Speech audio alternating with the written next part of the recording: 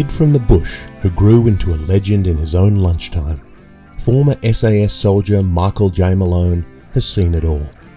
This is Never Die Wondering, Mick Malone in his own words, hosted by the man himself, Mick Malone, along with Toby Malone, as they examine this long, storied career in the Australian Special Forces. Join us each week for behind-the-scenes insight, exclusive readings, and brutally honest truths from a true original. Welcome to Never Die Wondering.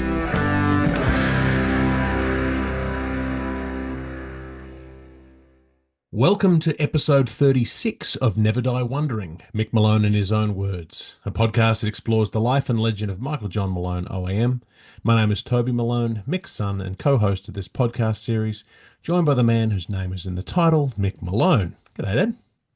How you going, pal? Good, how are you? Good, yeah. I'm well. Good.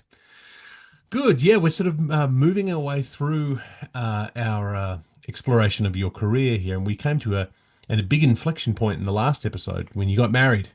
You finally... Oh, mate, what a moment. It's sort of the before and after, isn't it, really? You start tracking your life differently. Yeah. And as I we've was very said, lucky to find her. yeah, she's a very patient lady. She Yeah. spent a lot of time with you away, and so me and my sister drove her mad while she while she was trying to parent us alone, and then you were off in the bush somewhere usually, or off doing certain things. And we'll find out in the next couple of episodes the sort of things you were up to while you weren't home in Perth. But yeah, there's lots of different kinds of things that you're up to while we're at it. So to find a woman who'd be happy to look past the fact that you weren't in the house all the time is a pretty big deal. Mm-hmm. Absolutely. Were there many wives of blokes who said who weren't as patient with them? No, a lot of them said, bugger this, and headed out. Mm. They couldn't cope. And it was just when I was SSM of a squadron later, I was continually counselling blokes about their wedding and marriage situations. Mm. And it's just the way it was, you know. Some women are not cut out to play second fiddle to buff-fed soldiers. Yeah, but then there were a lot of women who were, and there were a lot of really great spouses who stuck in there for 40, 50, 60 years just about. Absolutely. Yeah, you're right. And a lot of those names, Joy Callahan or Eileen Matten, people like that who were been there from beginning to end. Yeah, yeah. It's pretty impressive stuff. So very lucky that you found Mum. I'm very lucky too because I exist now. It might have been a completely different thing. Just another form. Yeah, another form.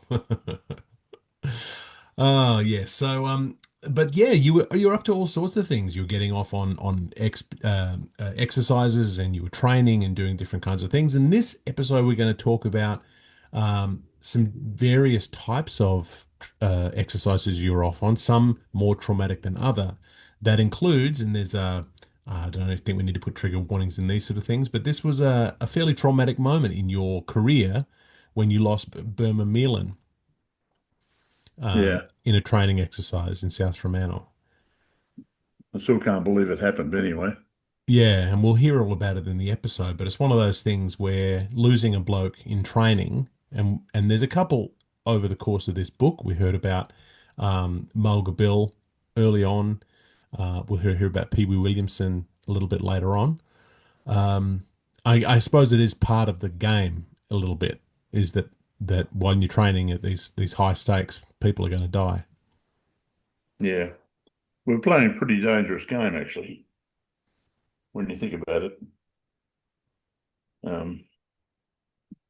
Especially when around weapons and holes in the ground and overeager diggers. Mm-hmm. I've had quite a few of them. Yeah. Yeah, but this is what you try. I mean, I guess you train like that so that when you get into the real stuff, you're ready.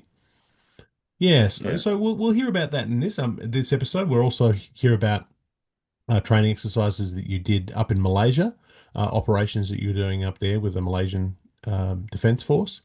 Plenty of things to make sure that you're sharp when the whips start cracking. Yeah. Yep. So let's jump into it. Today we'll be reading chapter 33 of Two Ranks on the Road: 35 Years of Australian Special Forces Service by Michael J. Malone OAM, published in 2024 by Imprimatur Books, Perth. This chapter, entitled Burma and Malaysia, covers pages 235 to 244 in the print edition. The ebook may have slightly different numbering, so follow from the beginning of the chapter. As we read, the body of the text will be read by author Mick Malone. Whenever we come across a footnote, we will pause in the least disruptive way possible, and I will read the footnotes. And now, without further ado, Two Ranks on the Road. Chapter 33, Burma and Malaysia, 1976-77. Smelled the enemy. In June 1976, I attended an industrial demolitions course, which included an attack on South Fremantle Power Station, which was a dangerous place to be sneaking around at night. As we waited on the truck after completing our tasks, my team attacked the turbines in the main turbine hall. Word came through that there had been an accident. Lawrence Burma Meelan, who served in L Troop with me in Vietnam, had fallen down a coal chute and was dead. You wouldn't credit this. He survived 12 months in action and came home in one piece only to be killed in training. I must admit we were a total shock on the way back to the barracks.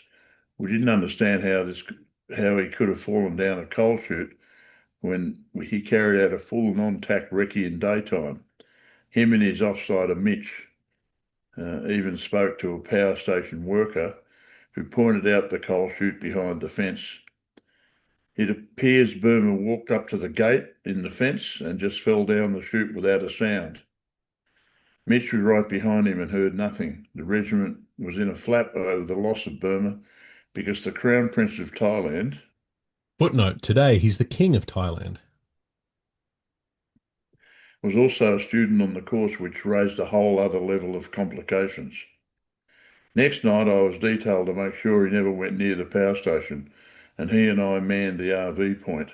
I said, "Sit over there, Your Excellency, and don't move," to which he duly complied.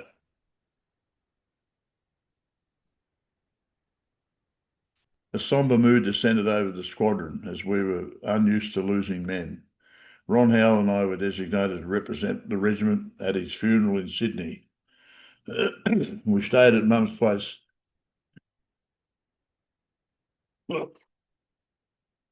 Excuse me.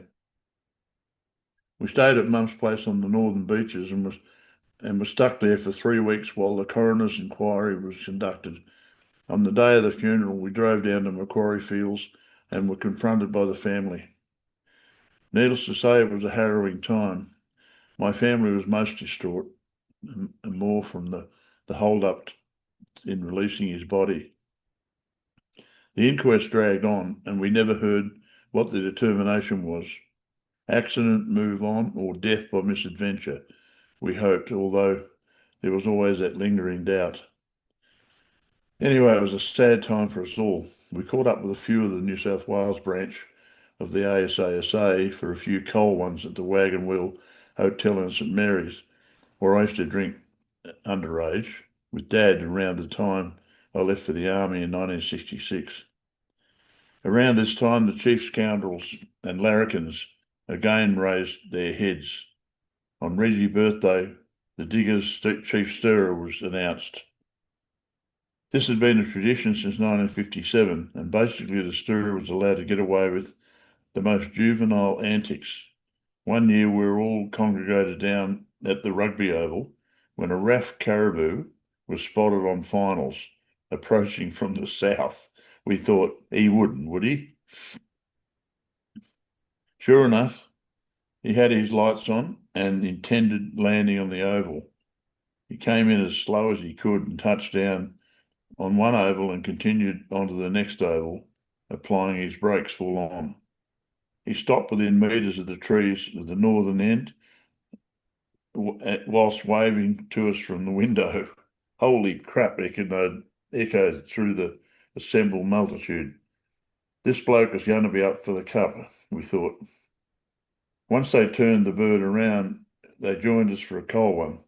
The CO and the RSM both witnessed it all and were seen in fervent discussion with the pilots. Now, not sure what happened after that. Truth be known, it was Frank Sylvester who would have pulled this one off. Frank was a Reggie stirrer twice in his checkered career in the unit, and that sort of stunt would be de rigueur for Jeremy Francis Roth Sylvester. Frank. Another madman was Peter Sides, who was like Frank in many ways. In 1977, as 1977 dawned, we received a warning order that L Troop would be going to Malaysia on exercise Harimau Boomerang. Footnote: Harimau is the Malay word for a tiger. An exercise with the Malaysian Special Forces Regiment, MSSR, who occupied Terenda Garrison at Sungai Udang, Prawn River, near Malacca, the southern tip of Malaysia.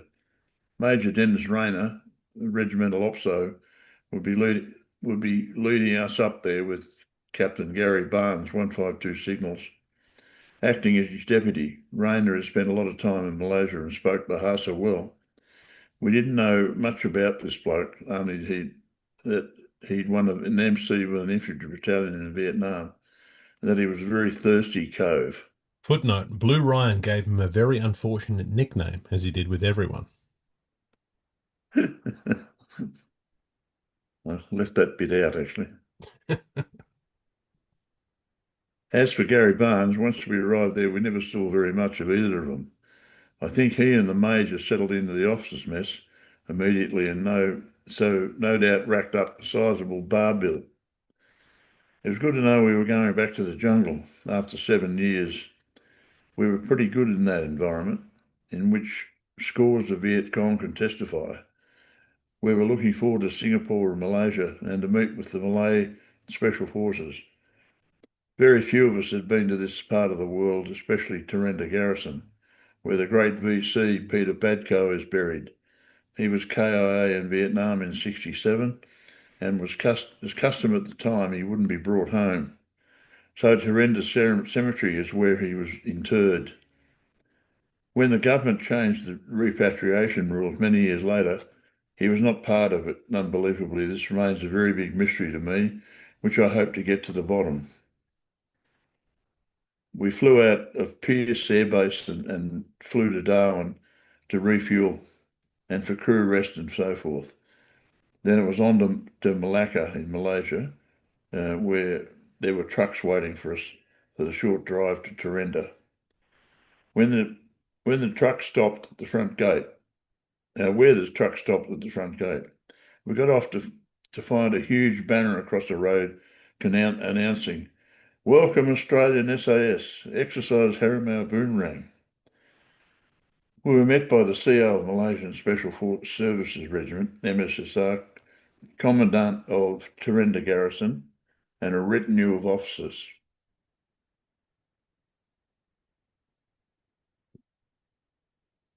Where speeches were made, with many cheering civilians lining the road waving Australian flags.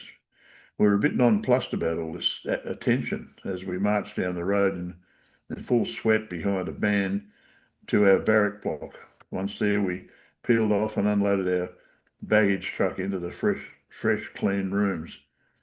When it was announced that we'd be more formally welcomed in the OR's dining hall, we freshened up as well as we could and formed 3 ranks on the road to head down to the mess. They had a large buffet meal laid out for us, with mountains of Malay curries, including my favourite rendang, rice, seafood, the lot. More speeches and the buffet was open.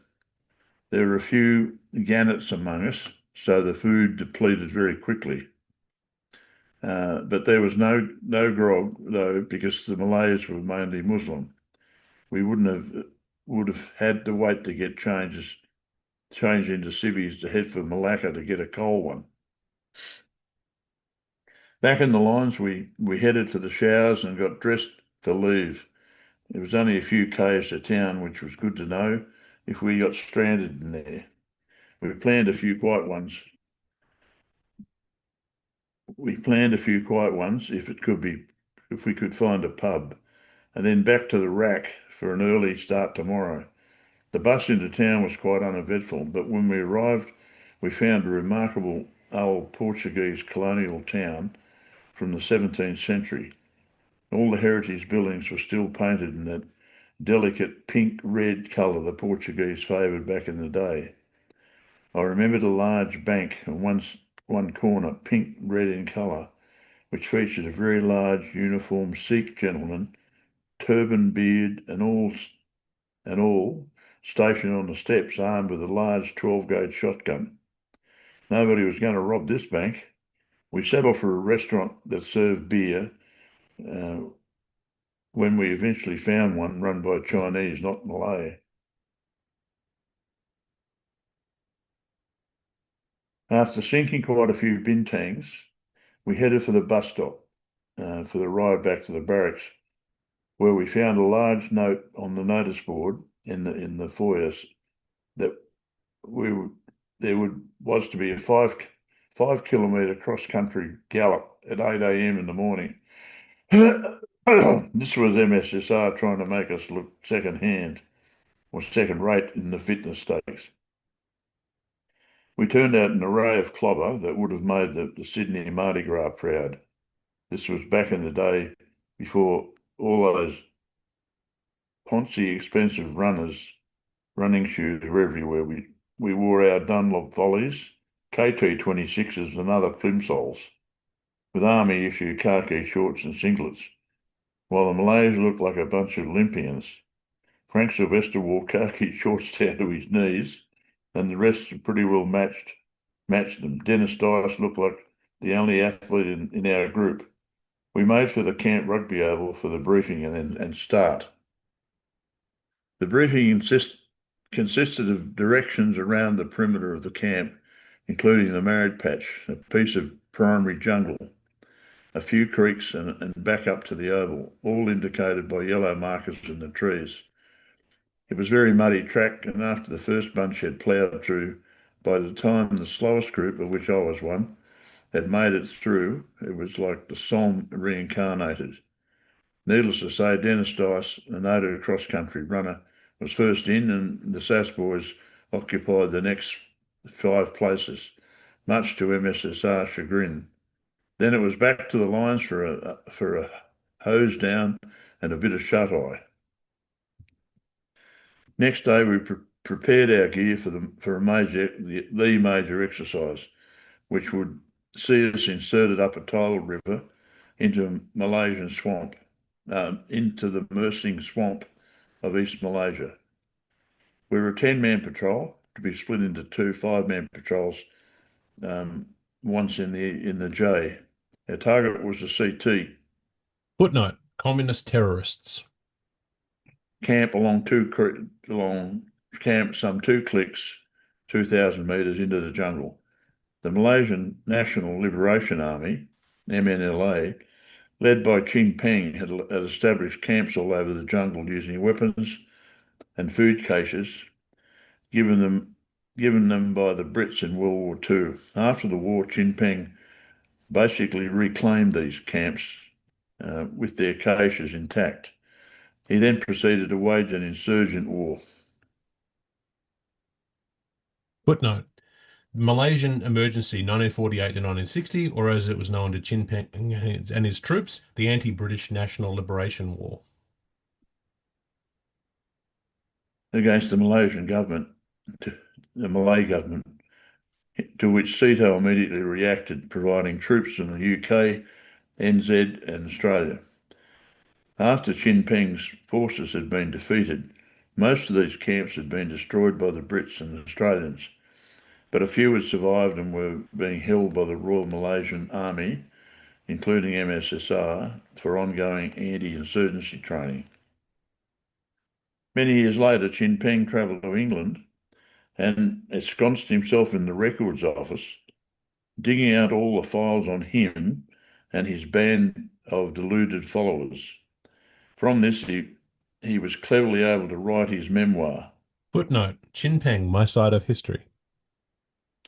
Directly from the files that had been declassified. The Brits defeated Chin Peng's insurgency in the main by relocating the villages and people from the jungle and establishing a patrolled, barricaded enclaves.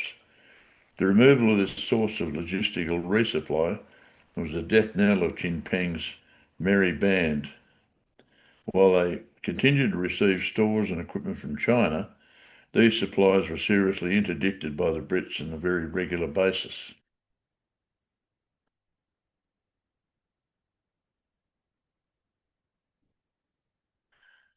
It was a 5-day op in which we had to locate a camp using intel supplied by local villagers, war diaries and our own observation of tracks. It was the heaviest J I had encountered, thicker than New Guinea and Vietnam, and it was hot, damn hot.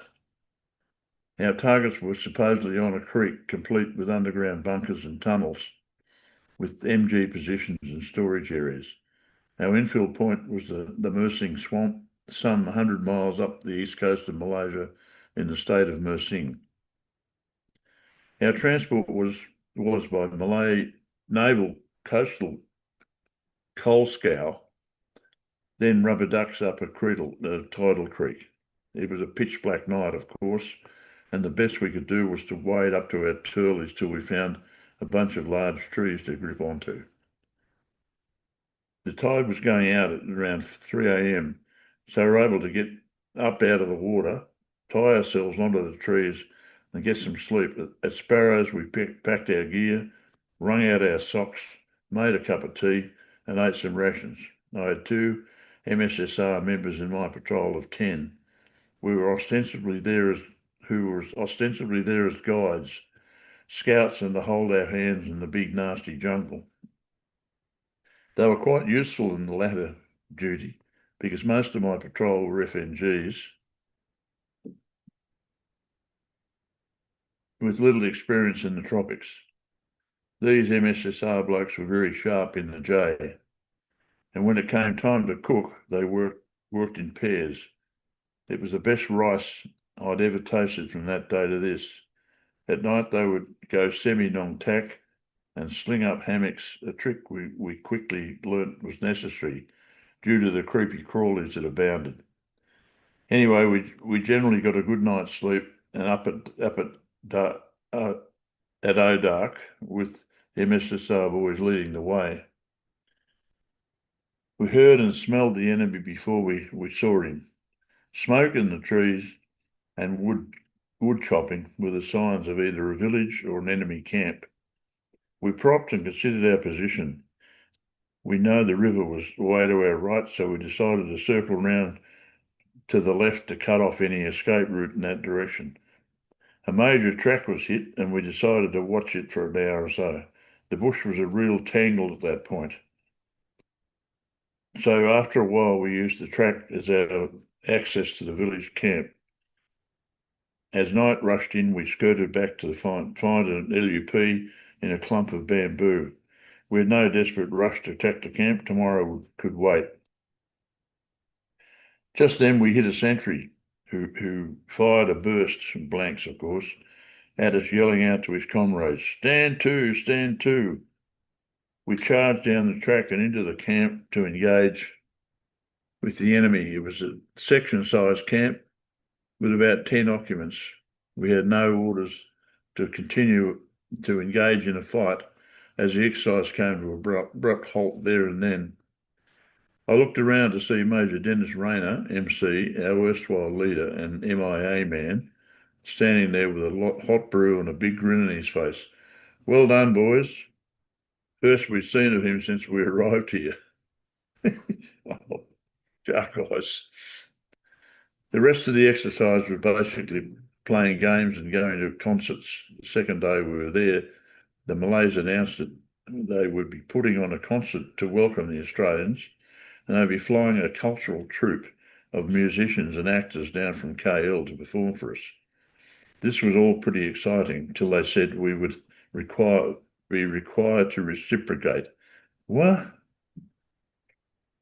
Juvie, Alzo, and I got together to work out what we could do and decided an old McDonald's farm. Footnote. This was a ribald military song, which features verses such as, Old MacDonald had a farm, E-I-E-I-O, and on that farm he had some ducks, E-I-E-I-O. The ducks were ducking it here, the ducks were ducking it there, the ducks were ducking everywhere, and so on through the entire farmyard. Funniest thing you ever see. Frank Sylvester said he would do something, but it was a big secret. And Snow Martin would do a martial arts thing, but that was the extent of our thoughts. Andy Cochran wanted to recite Banjo Patterson, but we kicked that into touch, as most of the audience would not have understood a word. We had 2 days to get our shit in one sock. A 10-man crew went off to practice OMF, Old McDonald's Farm. None of the senior NCOs except old mate Juvie would take part. That was a given.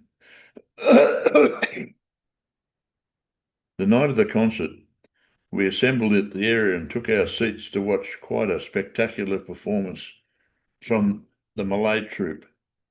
Then it was our turn. Those of us not involved shrunk down in our seats, expecting digger boozer type mayhem. Snow was on first and wowed the crowd with his high kicks, leaps, and bounds. His partner was battered and bruised, but happy enough, and the crowd were in raptures. Then it was Frank's turn.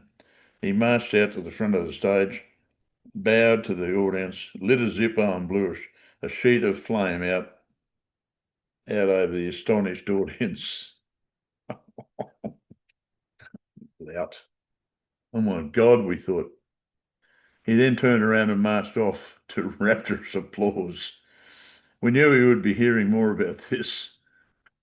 Then, for the grand finale, the OMF boys spilled onto the stage and took up their positions. It was one of the most rousing and naughtiest performances I'd ever witnessed. Andy Cochran and the company really outdid themselves. I don't think I'd ever laughed so much. The Malays were at first flummoxed, but warmed up quickly and gave the boys a standing ovation at the end. Our little demo of Aussie culture had gone down well. It wasn't long before we packed our bongos and headed for leave in Singapore. There was nothing much to say about a weekend in Singapore, beyond saying that we played up, some more than others, and I'll leave it at that. We headed back across the causeway for the last night at Malacca before heading to Butterworth to catch our Herc home. We had a few hours to kill, so we headed for KL. A few of us visited a famous restaurant in the Hotel Commodore, which I was introduced to one of the great seafood tastes of my life, lobster bisque. It was fair dinkum amazing, and all these years later, I haven't been able to replicate it. Footnote, the closest I've come is seafood chowder on the wharf in Rhode Island, USA, but that lobster bisque will be forever etched in my memory. Back at Butterworth, the Herc waited. We boarded and soon were airborne. Next stop, Darwin. Overnight there and then on to Perth, where trucks awaited, and we're back to Swanee. Joe was there with Ace in our V-dub camper, our combi, to pick me up. Once our rifles were cleaned and would return to the armory, we were free to go. As soon as I climbed into the car, I took one look at her and exclaimed, "You're pregnant." She had a big grin on her beautiful face. "How could you tell?" she said. The red flush of her neck, rosy cheeks, I just knew she was about 2 months along, and we'd been away for about 3 weeks, and I hadn't never noticed anything amiss before we flew to Malaysia. She was due towards the end of May 1978. Our beautiful Ace was overjoyed to see me and wiggled-waggled all over the back of the combi. As we drove home along Marine Parade, it was a real buzz to again see our favourite beach at Cottesloe, as well as the looming cranes of the Fremantle Harbour, which were close neighbours of ours. It was good to see our solid little brick and stone terrace home once again, and to be alone again with my beloved little family, Joe and Ace. We lived there for about 12 months till the day they whacked the rent up, the GRS group rental scheme, from $20 a week to $30 a week. This was grossly unfair, we thought, and decided to do something about it. We got in the car and drove around the streets looking for a house to buy. We came across this beautiful weatherboard and iron pre-Federation period house at 30 May Street, East Fremantle. Parts of it were falling down. The old dunny was way up the backyard, and the laundry was a mess, and the ceiling in the second bedroom had collapsed onto the floor. But it was a bargain at $29,000. So we put an offer in on the spot. We still had to go to the bank to arrange a mortgage, but that was no problem as Joe's family had connections with the Bank of New South Wales, it was then. With some help from Joe's mum for a deposit, a deal was done. Our first house. Lovely old place with good neighbours. What more could a man ask for? We had the ceiling repaired before our son was born, which was a relief. The Sydney Hilton bombing happened on the 13th of February 1978, and the regiment was mobilised.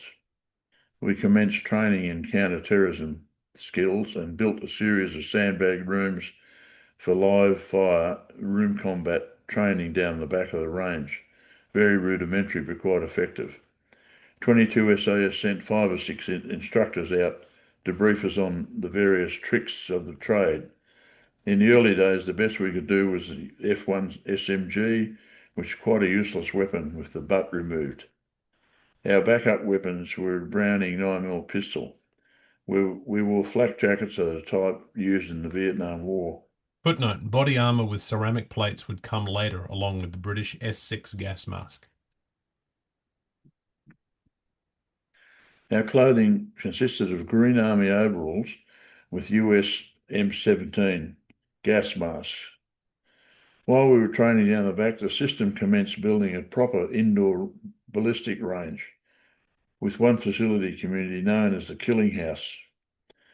TAC Wing had requested to be armed with Heckron Koch 9mm submachine guns, the same as the 22 SAS used in the storming of Prince's Gate in London. We were very inspired with their weapons, equipment and tactics. Later, I met one of them in Australia, Tom Morrell, awarded the George Medal at Prince's Gate. He had rappelled down the back wall of the embassy. He got caught up on his rope and was burned in a fire as he entered the building. A huge Fijian sergeant who served in 22 SAS for years, along with TAC and VAC, who I met on a rugby trip with Spud Murphy from Hereford to Cardiff for a game between Wales and Fiji. Footnote, Wales flogged them 40-0. They spoke of Taliasi Laba DCM, who was killed in action at Murbat in Dhofar in 1972.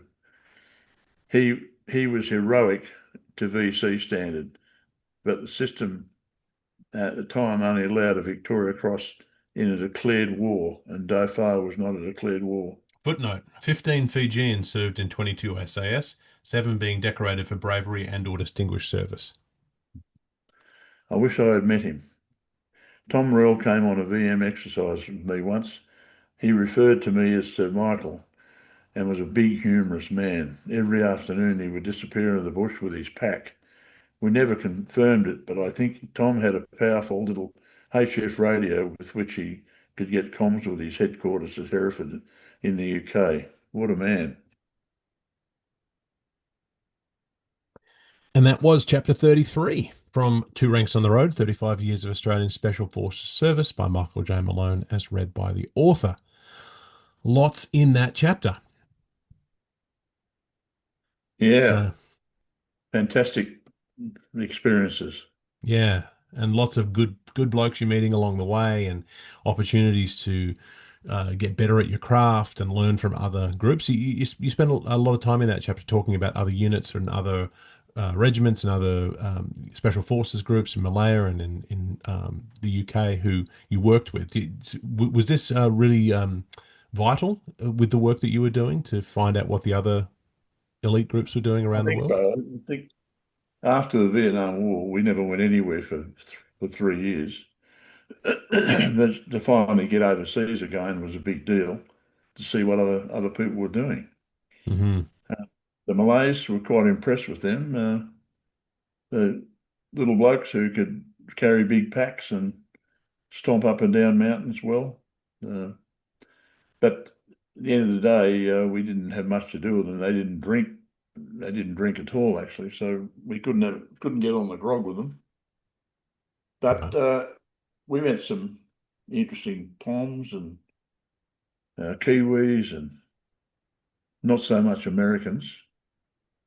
They tended to keep out of Southeast Asia after the Vietnam War finished, having had their fingers burnt. But it was all part of the training, and we never, like I said before, we never knew where the next get your gear on, boys, you're off order would come. Whether it be up and down or Antarctica or Malaysia or Timor or wherever. Hmm. We never would never know, even though we had intelligence briefings and all sorts of things of what was going on around us. Um, we just kicked back, played rugby, drank a lot of grog, and just basically laughed.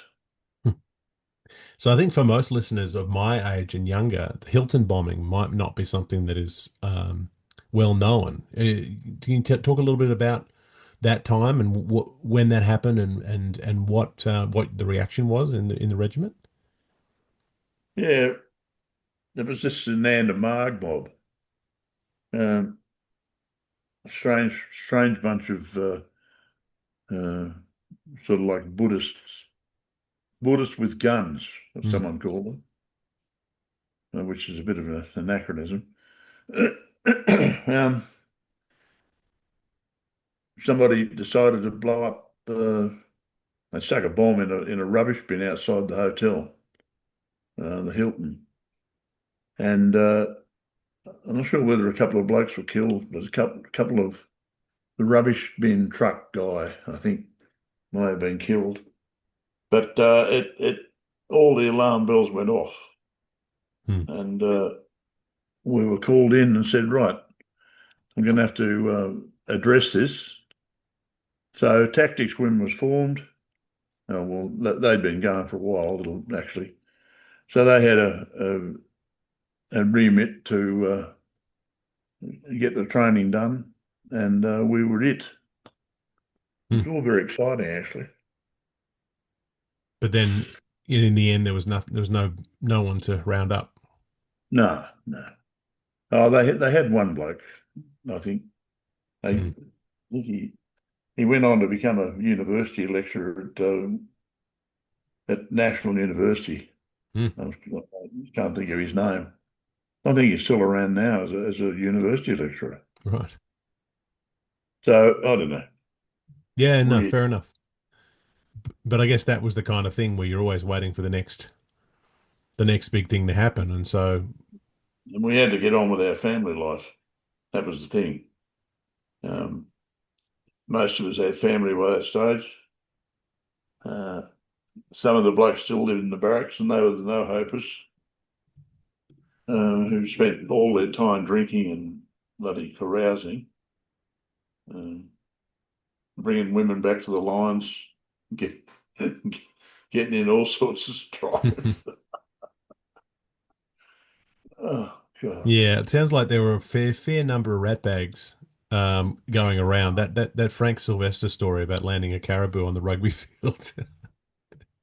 That was just the biggest scandal of the year, that was. Yeah. Landing a bloody caribou on two ovals, the Aussie rules oval and the rugby oval side by side. And when you took down the goalposts, you could have a fairly long stretch of paddock, but still not long enough for a caribou.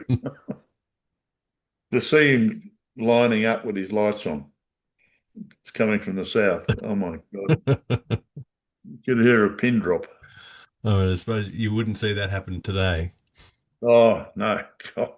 Yeah, can you imagine? You imagine the denizens of Swanbourne watching watching a caribou come over the top. So yeah, lots of it's it's a really interesting figures there. And then the other big thing that happened, so obviously you were up in Malaysia, the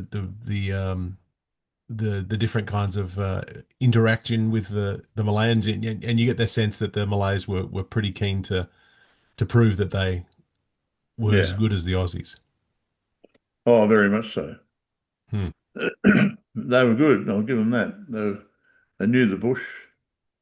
They certainly knew how to cook in the bush, how to set up hammocks. They did all that stuff that we never did. Yeah. The rice they cooked was just unbelievable. Hmm. They worked in pairs. One bloke had the cans of fish, and the other guy made the rice. Right. Just delightful. I can still smell it now. But we had a good time there and achieved a bit. Old McDonald's farm, it's probably gone down in history as the biggest scoundrel bloody thing ever pulled. And then you came home to find out you're going to be a father. Oh, mate, how good was that? Yeah. Just took one look at her and thought, you're pregnant. Then you did the math. Oh no, it's been all right. Yeah. Initially, I thought someone might have jumped the fence, but no. No. It was, wow. Oh yeah. So yeah, and buying your first house is also a big deal. So yeah, lots of Yeah, good big it's a things big happening there. deal. $29,000. It was a big deal for an old house like that. We sold it for 49,000 a few years later, Yeah. and that's now worth about 2 million, Oh, and the rest. probably, and the rest. Yeah, yeah. So yeah, lots of stuff going on in that chapter, and it starts out in a pretty somber way, losing Burma, particularly someone who you'd served with in the bush, and that you'd gone out and patrol with. So losing him in such a shocking way. If you've got if you've got the book in front of you, he's on the inside cover of the book. I'm just holding it up to the screen for those of you who are watching the YouTube video. But yeah, so he does feature very prominently, and so it's not like it's a nameless figure. It's a guy you've been serving with for more than a decade, and gone guys you've been watching his arcs, and yeah. So there must have been. I know. Mum tells a story about when you came home. She looked like you'd seen a ghost. You were just deathly pale and shocked, stunned. Yeah, we didn't handle it very well at all, Hmm. but we got on with it, and we took bets on who was going to be next. Yeah. Only the diggers and the birds would do that. Right. Well, Anyway, yeah, well, yeah, lots of stuff happening in that chapter. We'll wrap it up there, but because that is all the time we have this week for Never Die Wondering. So join us next week for the next installment of our exploration of Mick Malone's career, as we get into the 34th chapter of the book itself, entitled The Family Expands. If you have a copy of Two Ranks, read along with us. I've been Toby Malone, and thank you to Mick Malone for somberly joining me on this journey. my pleasure, mate. This has been Never Die Wondering, Mick Malone in his own words. For links to purchase your own copies of Mick's books, visit the show notes or mickmalone.com.au. This podcast is produced by Toby Malone, Joe Malone and Mick Malone, and engineered by Toby Malone. Theme music is The Happy Wanderer, the official SAS march, as reimagined by Cormac Malone and Meg Logue Malone. Yes, this is a family affair. This is a GM production in association with Imprimatur Books.